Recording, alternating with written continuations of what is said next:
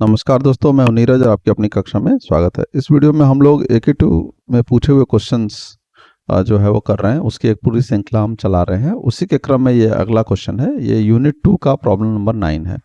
तो यूनिट 2 में ऑलरेडी हम लोगों ने जो है 8 क्वेश्चंस किए हुए हैं जो पिछले सालों में पूछे गए हैं। तो यूनिट 2 एक ऐसा यूनिट है जिसमें न्यूमेरिकल्स कम होते हैं, थ्योरी थोड़ी ज़्यादा पूछी जाती है ना, बैंडविड्थ है, रेजोनेंस है। तो जो भी है, अब क्वेश्चन जो पूछा गया है वो मैं यहाँ पे आपको करा रहा हूँ। ये क्वेश्चन जो है 2021 का है, ऑड सेम में पूछा हुआ क्वेश्चन है।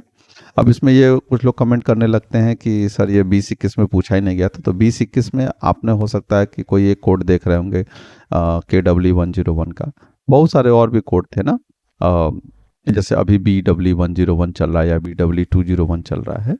ऐसे ही T के टर्म्स में भी था ना, K के टर्म्स में भी था। तो अलग अलग है। तो ये यूनिवर्सिटी का ही क्वेश्चन पूछा हुआ क्वेश्चन है, इस तरह ध्यान रखिएगा। और मेनली अगर क्वेश्चन है तो हम लोग सीखने को मिलेगा कि हाँ किस तरीके से कोई प्रॉब्लम को किया जाता है। मेरा उद्देश्य यह है कि आपको जानना आ जाए, समझ में आ जाए, वो ज़्यादा बेहतर है।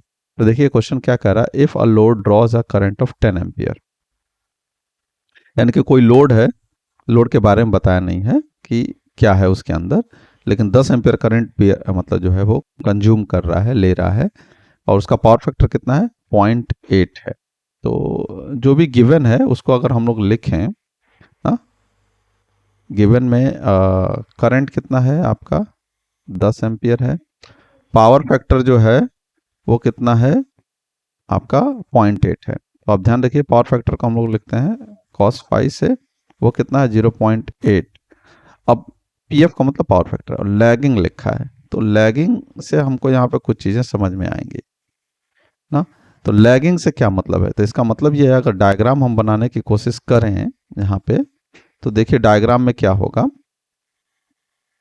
डायग्राम में एक लोड है और लोड लैगिंग है, लैगिंग है तो इसका मतलब ये हुआ कि उसमें इंडक्टर है।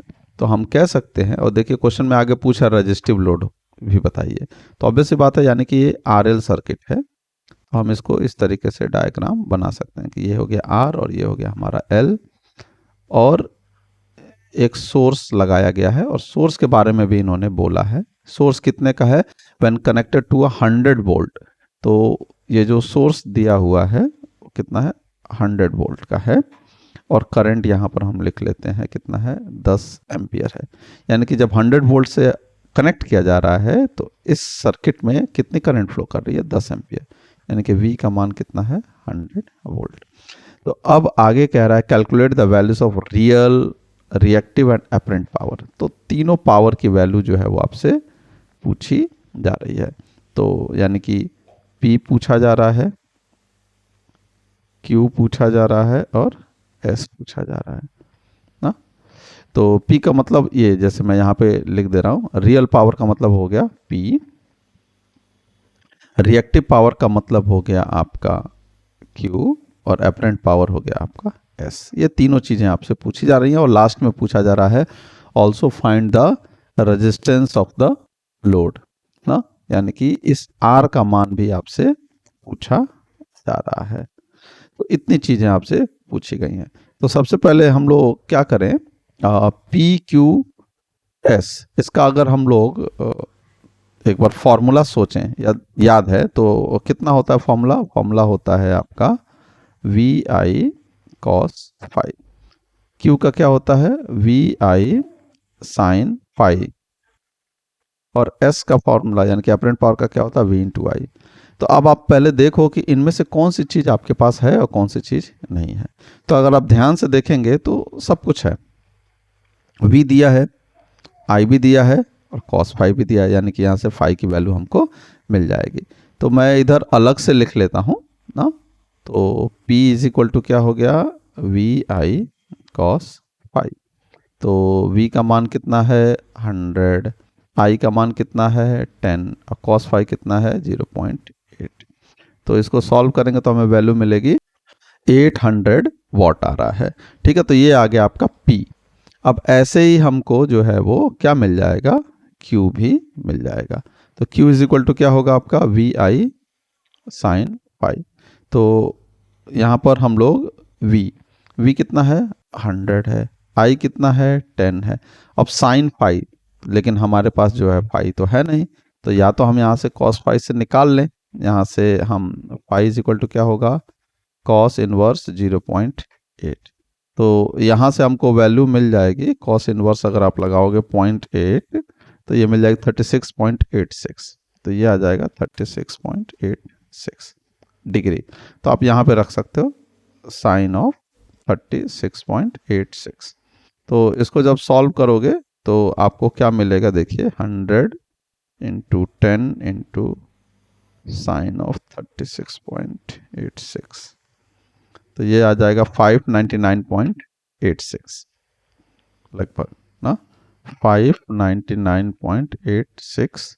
अब रिएक्टिव पावर की यूनिट होती है VAR, वोल्ट एम्पियर रिएक्टिव।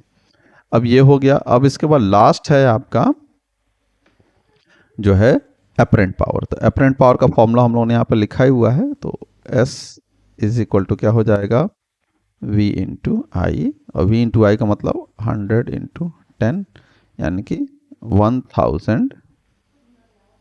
देखिए यहाँ थोड़ा गड़बड़ सा दिख रहा है, 1000, और यूनिट क्या होगी भैया, यूनिट लिखना बहुत ज़रूरी है तो उसको ज़रूर ध्यान से लिखिएगा।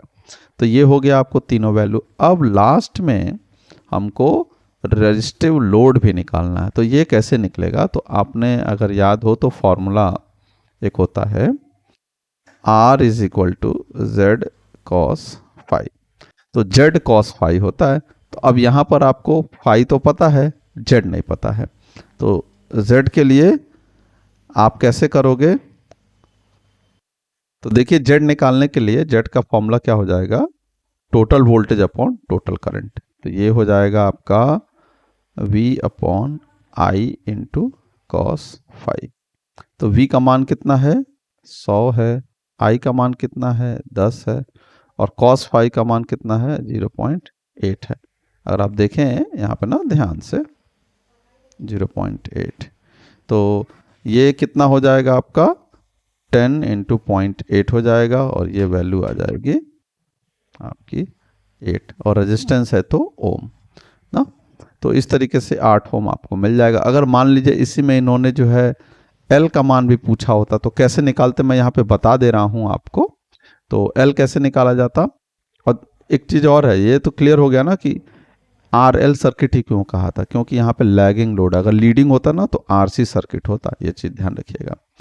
तो पहले हमें निकालना पड़ेगा XL। तो XL is equal to formula होता है Z साइन फाई। तो Z साइन फाई यानी कि VI साइन ऑफ 36.86। तो ऐसे करेंगे आप तो आपको कितना मिल जाएगा 100 अपॉन 10 साइन ऑफ 36.86। तो इसको करोगे आप तो आ जाएगा 5.99 यानी कि 6 ओम आ जाएगा। तो यहाँ से XL आ गया। अब L के लिए यहाँ एक इम्पॉर्टेंट चीज डेटा है, L पूछा इसीलिए नहीं है, डेटा क्या इम्पॉर्टेंट है कि अगर आपको फ्रीक्वेंसी दी गई होती तभी आप यहाँ पे L निकाल पाएंगे। तो फ्रीक्वेंसी तो दी नहीं है, क्योंकि XL का फॉर्मूला क्या होता है, XL is equal to omega L, और ओमेगा इज इक्वल टू क्या होता है 2 f इंटू L।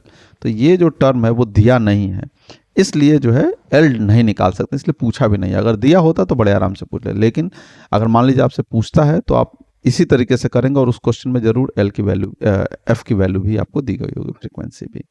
तो यही था एक क्वेश्चन मेनली ना इम्पॉर्टेंट है। इसके अलावा तो बाकी का जो भी क्वेश्चन आएगा उसके अनुसार ही जो है वो डिस्कस किया जा सकता है। तो ये आपका जो है वो इम्पॉर्टेंट क्वेश्चन था। आशा करते हैं कि आपको जो क्वेश्चन समझ में आया होगा, कुछ सीखने को मिला होगा। अगर वीडियो पसंद आई हो तो अपने दोस्तों के साथ शेयर करिए, और अगर चैनल पर नए हैं तो चैनल को सब्सक्राइब कर सकते हैं। तो मिलते हैं अगले वीडियो में, तब तक के लिए धन्यवाद।